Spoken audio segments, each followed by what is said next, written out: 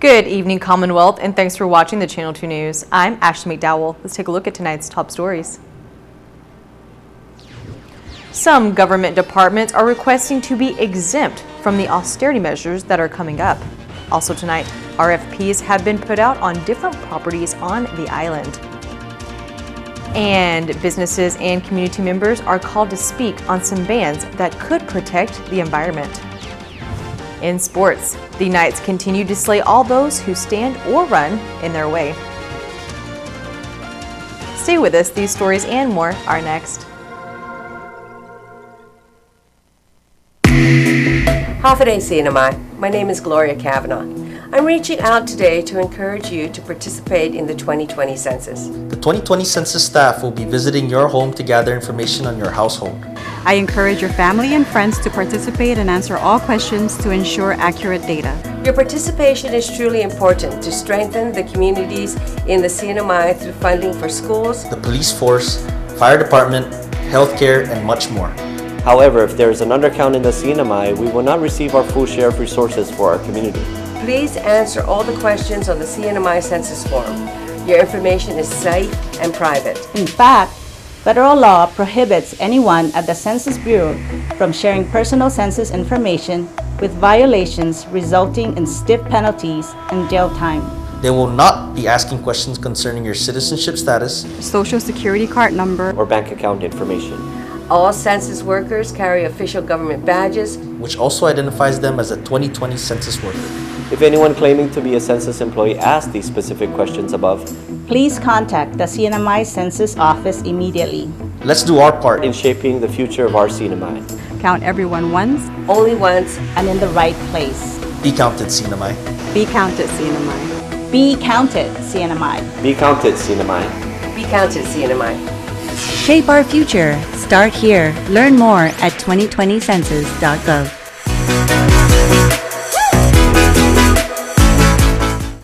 My family is on whole home Wi-Fi powered by Plume.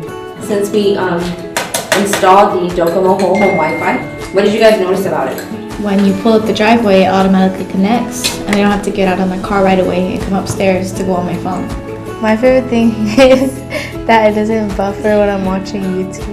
My favorite thing is that when Addie calls now, there's no lag. Like before, it used to be where I couldn't see her sometimes and I have to hang up and then call her back, and now I don't have to do that. You know what's a good thing too is that when you come over to visit, I could give you your own password. I can assign a time limit so that I can say that you can only be on it for 1 hour, so that means you won't get in trouble from your mom. And then you could go home. The thing that I love the most is that I can freeze the internet for periods of time so that we can enjoy dinner time like this. Why are you rolling your eyes? So I'll turn it back on after dinner. Whole home Wi-Fi powered by Plume. Docomo Pacific, better together.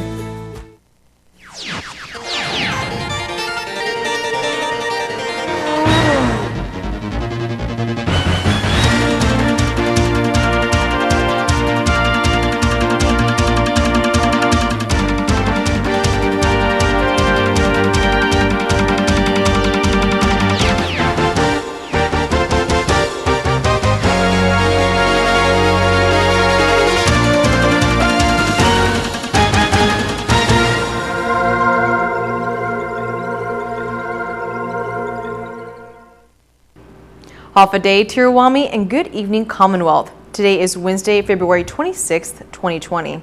The implementation of austerity is fast approaching, and several government departments are requesting an exemption. KSPN's Sally Lemus tells us more. The executive branch announced a 64-hour work schedule for all departments and agencies that will begin on March 15, 2020. According to Secretary of Finance David Atalik, almost every department has asked for an exemption from the austerity measures. Every department is requesting for exemption, but at the moment there's no exemptions being honored. Atalik states law enforcement agencies are the only exemptions in terms of the 16-hour reduction. Law enforcement is minimizing their overtime to, I believe, 108 hours maximum for 24-hour shifts, and like DFEMS and police. Customs is, in terms of as a law enforcement, is in a reduced austerity also, but they're 24-hour operation as well, and so they are being reviewed in terms of scheduling, obviously at the airports with the reduction in flights, so we're trying to maximize our officers to be both here at the seaport and the airport. Just like last year, it is mainly federal programs that are requesting exemption, explaining that they are fully funded by federal grants. Atilik says the policy of the administration is that reduction of work hours be implemented across the board, federally funded or not.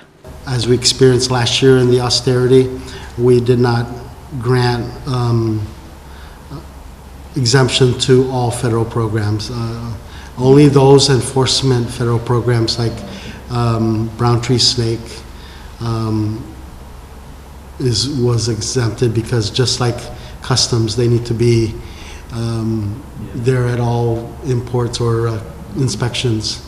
The CNMI is taking the worst case scenario and is observing how the outbreak of the coronavirus will affect the economy. I still need to fund full payrolls until the end of March. And so the challenge is the effects of the rivals from February. I'm going to see reductions in revenue collections, especially from hotel occupancy tax, the spending on tour operators in our tourism industry. We're going to see a drop in, I'm anticipating a drop in revenues for March.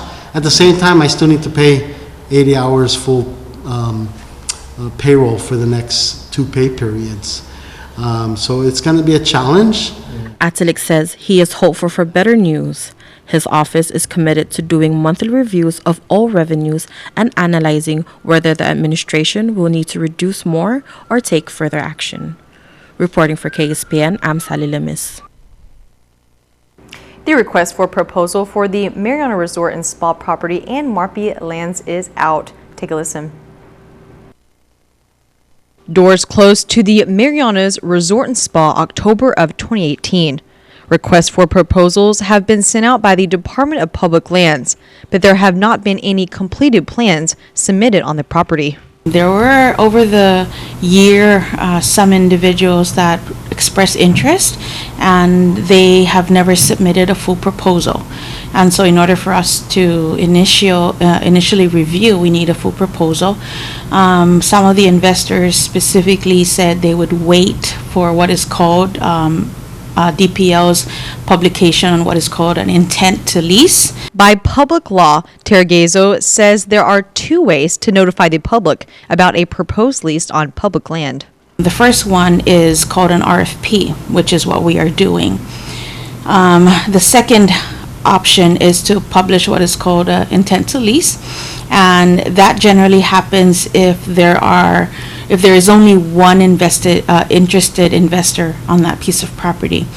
At any time that another investor comes in prior to the execution of the lease, DPL is required by law to immediately stop negotiations and publish an RFP. And that is where DPL is at now. Another RFP for the Marianas Resort has been sent out. The RFP will include the resort, spa, golf course, pool, and the racetrack. The Department of Public Lands published the new request for proposal for the entire area. We call it the Marpi properties, and we're hoping that we will get a different variety of investors to respond. We've reached out to our networks, and we're looking at how to maximize that RFP. Tergezo says all this time they have been working with IPI for the documentations needed for the long-term lease of the property. We actually originally were working on what is called an operator's agreement. And just 2 months ago, Grand Mariana, who's a subsidiary of IPI, informed DPL that they are withdrawing their offer for the operator's agreement, and they are only interested in long-term. So we had a deadline of documents to be submitted, and we are now at a stage of RFP. The application package is available online and can be downloaded on the DPL website. The deadline is 2 months from now. DPL has a pretty strict requirement of leasing public land. You have to have, a well-put package, which includes your construction plans, if any, because there are existing buildings there, and your financial portfolio. So we're really looking at the best and highest use of the property. Because it is an expired lease it is a matured lease, the fair market value will be charged with improvements of the existing structures. And speaking of a request for proposal, the Commonwealth Ports Authority has sent out an RFP for the renovation of the Echo Dock in Puerto Rico. It would be an award to one person, which makes it exclusive. So whoever submits the winning bid to develop, right, depending on whatever proposal that they submit. And so it's open basically to the scope of concession includes, making improvements over at Echo Dock, removing some of the eyesores that are currently there, which includes this moored ship that's just leaning on the side of the port over there. There's a restaurant over there that's currently that could be open and could service the community. But the RFP basically is to allow for the improvement of that specific area, with an option to sublease out certain parts of the dock if the winning bidder deems necessary for improvements. One of the deliberations was whether or not to allow for the winning bidder to sublease certain parts of Echo Dock. For example, the restaurant, right? So there was a discussion of whether or not the winner of the bid can sublease that specific portion. But it was the board's decision today to basically leave it up to the winning bidder to be able to make the best business decision. For more information on the Echo Dock RFP, contact the Commonwealth Ports Authority. The Commonwealth Healthcare Corporation's Community Guidance Center clinics are relocating to the newly renovated offices on Lower Navy Hill starting tomorrow. CHCC states the clinics and programs that will be relocated include the Wellness Clinic, Treatment and Recovery Clinic, Healthy Transitions Program, Substance Abuse Prevention Program, and Administrative Services. The renovated CGC offices are on Gloria Drive on Lower Navy Hill across from the Transitional Living Center. The CGC office numbers will remain the same at 323-6560 or 6561. For more information, contact CGC Director Rena Saris at the provided email on the screen. And speaking on the clinic, up to $1,000 is being offered by the CNMI Crime Stoppers for information leading to an arrest for criminal mischief that occurred at the Community Guidance Center on Navy Hill. According to the Department of Public Safety, officers were called to the Guidance Center on Navy Hill after an AC technician determined 2 air-conditioned units had been damaged. Staff stated they noticed the AC units were not blowing cold air. That's when a technician was called in, and that both AC units are brand new.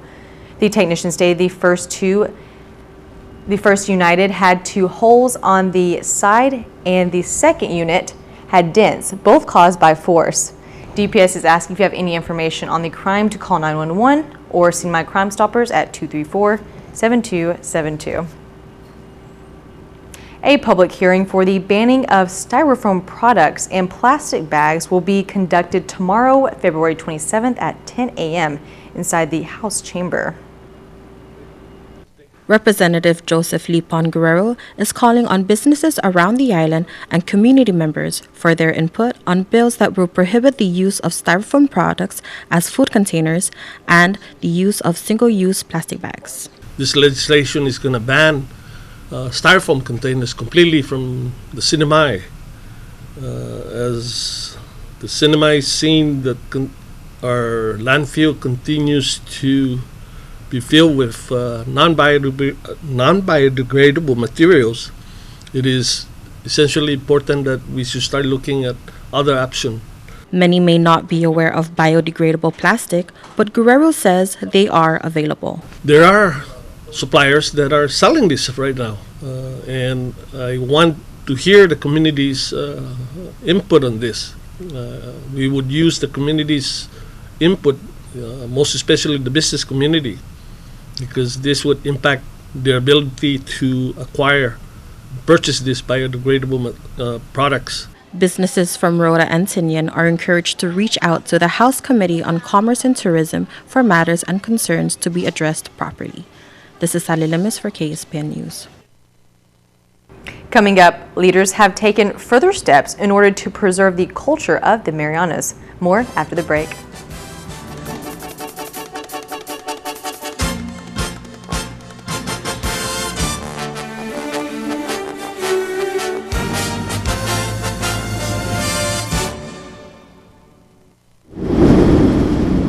Mom, are you sure? What about the shutters? And do you have your medicine? Don't worry about us, love, okay? You take good care of yourself. I'm in love. Yeah, sorry. The power went out, so I had to light up all the candles.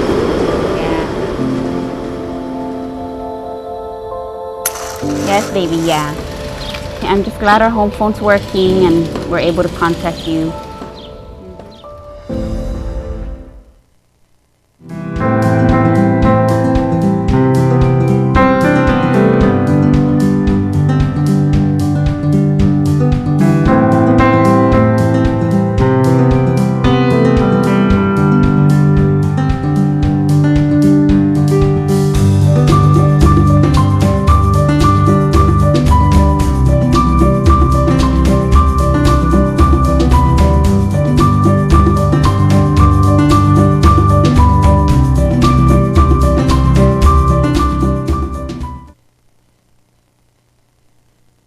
Welcome back to the Channel 2 News. A proclamation signing happened earlier this week to declare 2020 as a year of Indigenous language.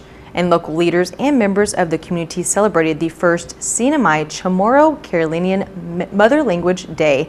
Our Sally Lemus was there to capture this momentous occasion.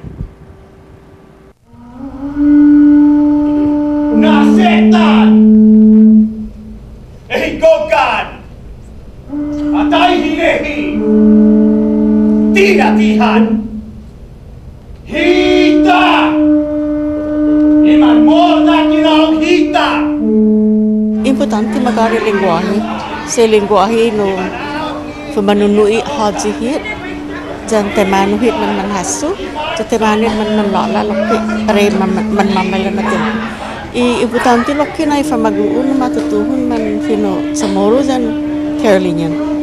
Lo manisita mga bula ajudo, gini ni gobernamento, gini ni publiko, san gini ni gima, okay, no? Language Day celebration is saying that unless we take action to preserve our language and our culture, as well as celebrate multilingualism, then we can say that in a community like ours, we are proud of who we are, our language, where we come from, and at the same time, respectful of the various diverse cultures and language that we have around us.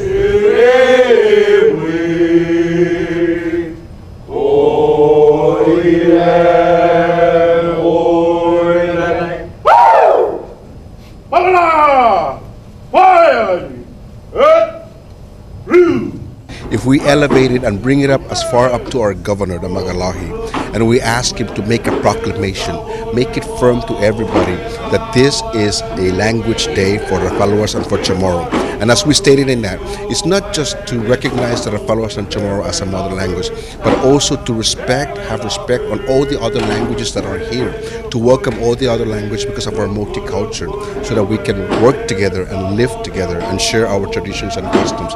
It's very important that we preserve our language and our culture, because that's what makes who we are.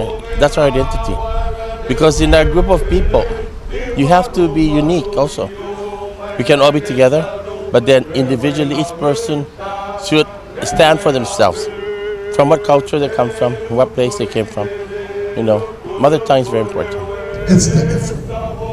It's the honest effort. And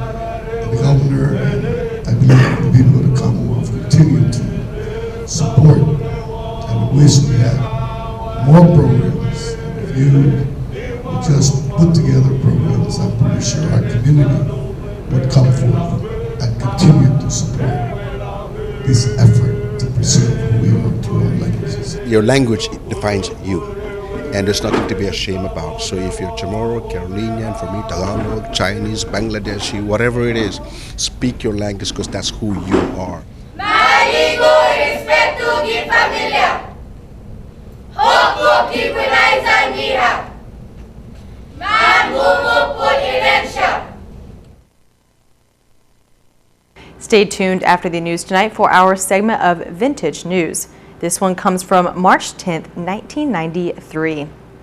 Land is the top story of this newscast, as keeping control of NMI land in the hand of the indigenous population has many lawsuits between the original landowners and the investors who want to proceed with their projects. And do you know when the first traffic lights were installed on Saipan? It was 1993. Something that changed the regulation of traffic, also something we don't seem to think about nowadays. Coming up, KSPN2 Sports report, Blue Eagles were spotted inside the gym soaring to new heights. That's Sports Next with Bob Coldine.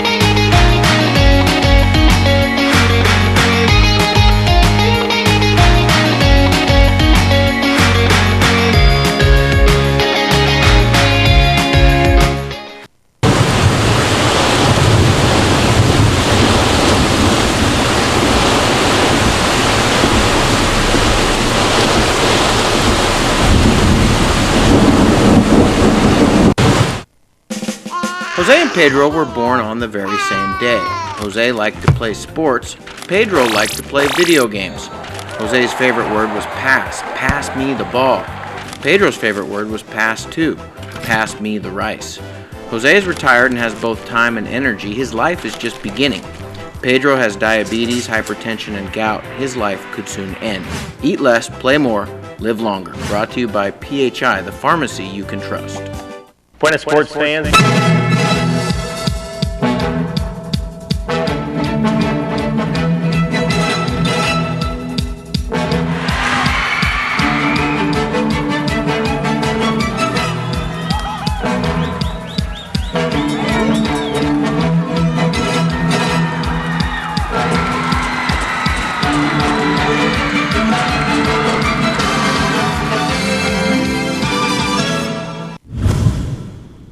Buenas sports fans, big showdown in the Dolphin Gym yesterday as the home team's varsity squad challenged the Mount Carmel Knights in a battle for the top of the high school standings. Under the watchful eye of Basketball Federation President Lawrence Camacho and all kinds of fans, MCS was leading MHS by 8 with 5.5 to go. John L. Chico shaves a point off of that deficit. Second attempt. Bonks off the rim. Who wants it? Old D. Rolagat, that's who.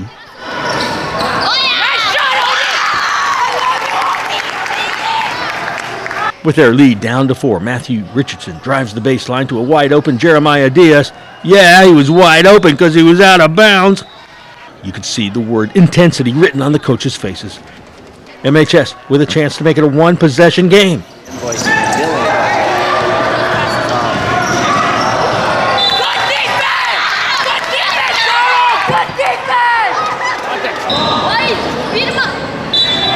Oh, those tricky Knights. Merrick Tovis, a jump hook in crunch time.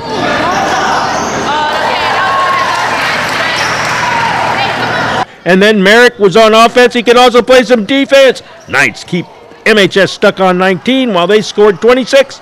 MCS takes over sole possession of first place.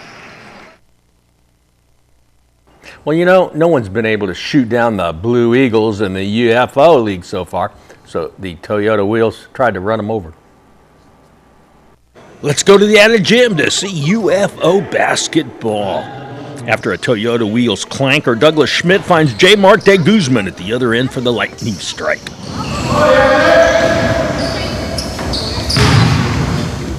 B3, bingo! Preston Baza hits from the Mariana Trench.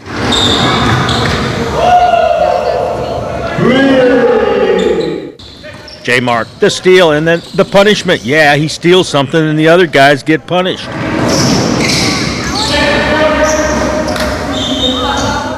Dunn Brennan and Chris Lyles get something going for the Wheels, but nothing was easy. Meanwhile, the Blue Eagles were scoring layups like that, and it was 25-8. Chris, who was the player of the game last game, strikes from the deep. Chris, the outlet to Austin Camacho, the hoop and the harm, as they say on TNT. A three-pointer the old-fashioned way, as they say on ESPN.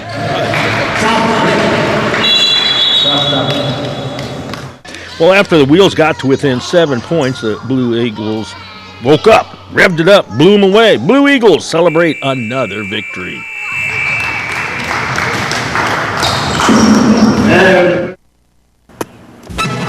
Here's the windup and the pitch. I don't believe what I just saw!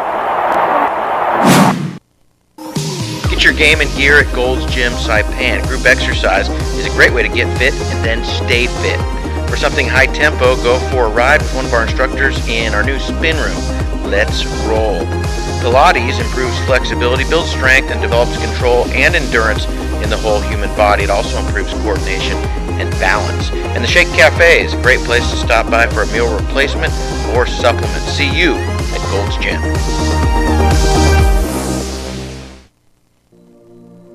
Traveling or laying over on Guam? Don't wait around. Zip into Guam Adventures Zipline Park inside the Hilton Resort and Spa. Guides will take you through a series of zips, starting with a mountain course and then zip over the ocean with spectacular views of Tumon Bay. 6 zip lines in all deliver a thrilling experience, and it's family friendly, so bring the kids ages 6 and up. You'll love the security of double lines and a new braking system to make riding smoother. The towers are named after the islands in the Marianas. We call it the Island Hopper. Your guides will teach you what you need to know to soar through the jungle with a bird's eye view. Best of all, for residents of Saipan, Tinian, and Rota, you can book this experience at 20% savings. Log on to GuamAdventures.com and during checkout, use offer code HAFA20. Book it and zip it today. We'll even pick you up.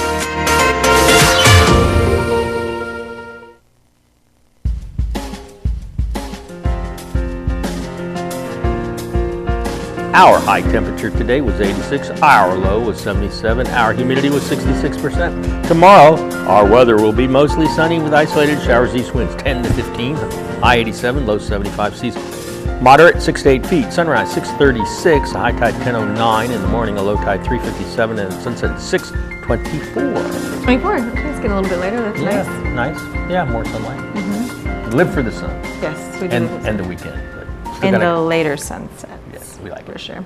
And I want to say a quick shout out to my mother. Happy birthday to you, Mom. Oh yeah, I was gonna say, is that why you're all dressed up? You look special. You know, I wish that she lived on this island. Unfortunately, she's in the Can mainland, but what's her name? Can I say hi? yes, Kathy. Kathy? Yes. Happy birthday. Yes. Thank you. Happy birthday, Mom, and thank you for watching. Have a great rest of your night. Good night.